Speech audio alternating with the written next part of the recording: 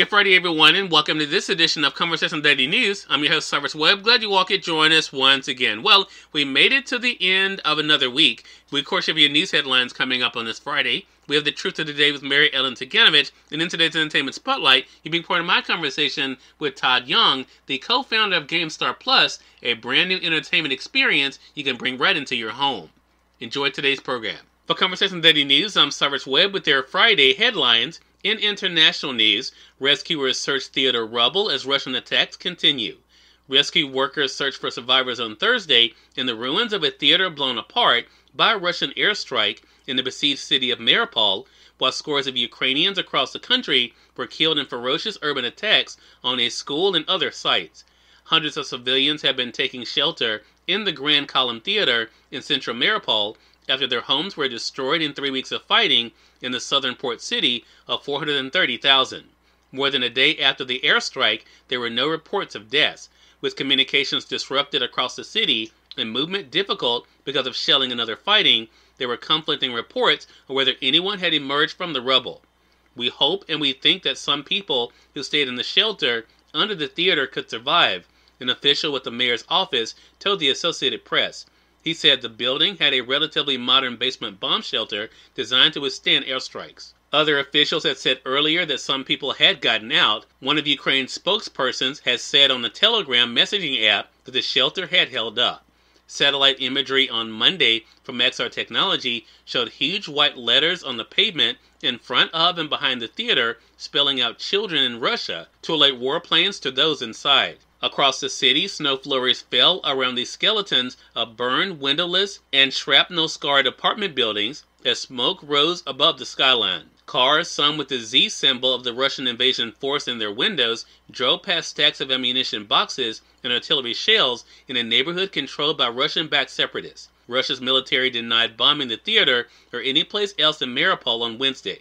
The strike against the theater was part of a ferocious bombardment of civilian sites in multiple cities over the past few days. In a northern part of Ukraine, at least 53 people have been brought to morgues over the past 24 hours, killed amid heavy Russian airstrikes and ground fire, the local governor told the Ukrainian TV on Thursday.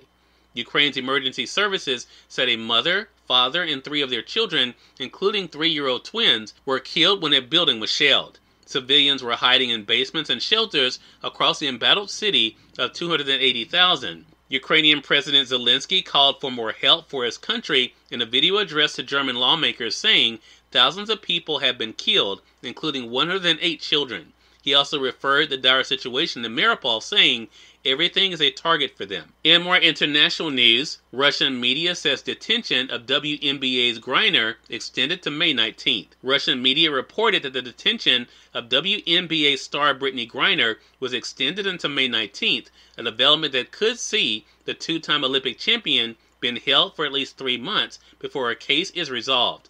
Griner was detained at a Moscow airport reportedly in mid-February after Russian authorities said in the search of her luggage revealed vape cartridges allegedly containing oil derived from cannabis, which could carry a penalty of 10 years in prison. The case of the 31-year-old Griner, one of the most recognizable players in women's basketball, comes amid heightened tensions between Washington and Moscow over Russia's invasion of Ukraine. In national news, Biden's China pivot complicated by Russia's war in Ukraine. President Joe Biden set out to finally complete the pivot to Asia, a long-sought adjustment of U.S. foreign policy to better reflect the rise of America's most significant military and economic competitor, China. But Russia's brutal invasion of Ukraine has made that vexing move even more complicated. China's government has vacillated between full embrace and more measured responses as Russian President Vladimir Putin prosecutes his war, making the decisions for Biden far more layered. Biden and the Chinese president are scheduled to speak by phone today, a conversation that the White House says will center on managing the competition between our two countries, as well as Russia's war against Ukraine and other issues of mutual concern. And finally, in business news, U.S. stocks extend rally even as oil climbs back above $100. Wall Street extended a rally into a third day Thursday, even as oil prices jumped back above $100, upping the pressure on inflation. The S&P 500 was 0.8% higher, with 75% of the stocks in the benchmark index rising.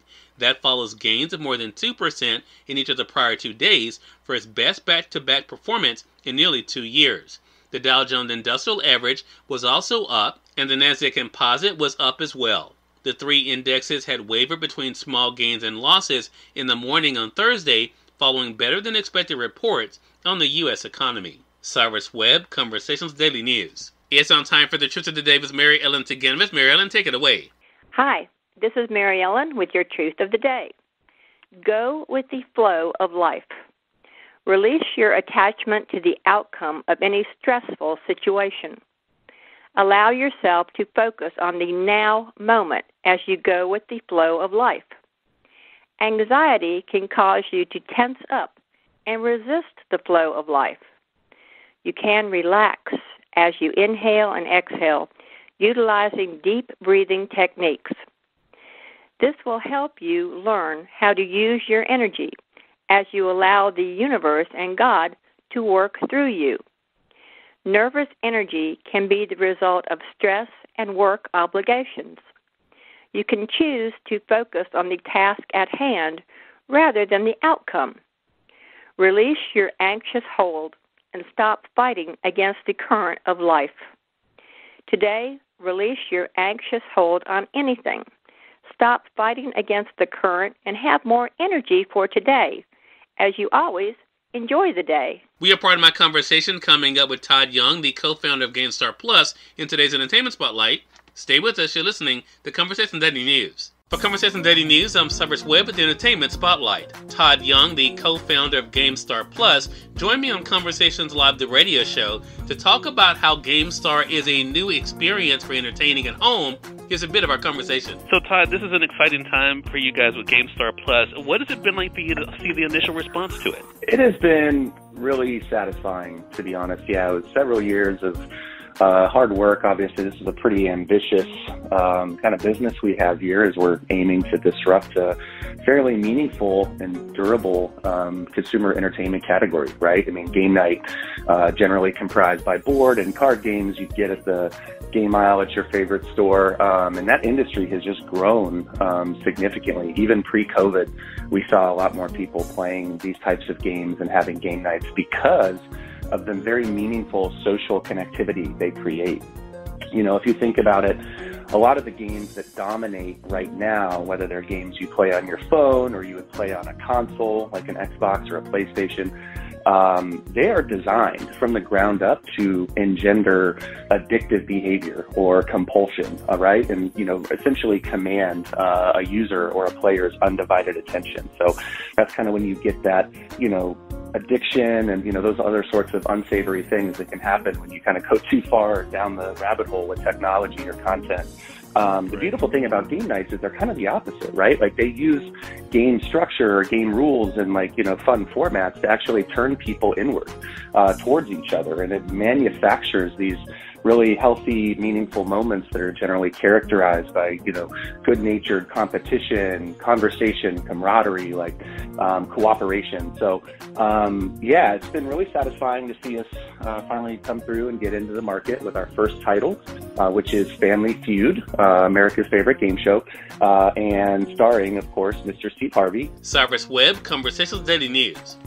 We thank you all for tuning into this edition of Conversation Daily News. But we'll have you guys on Monday with more news, Truth of the Day with Mary Ellen Ciganovich, and of course your Entertainment Spotlight.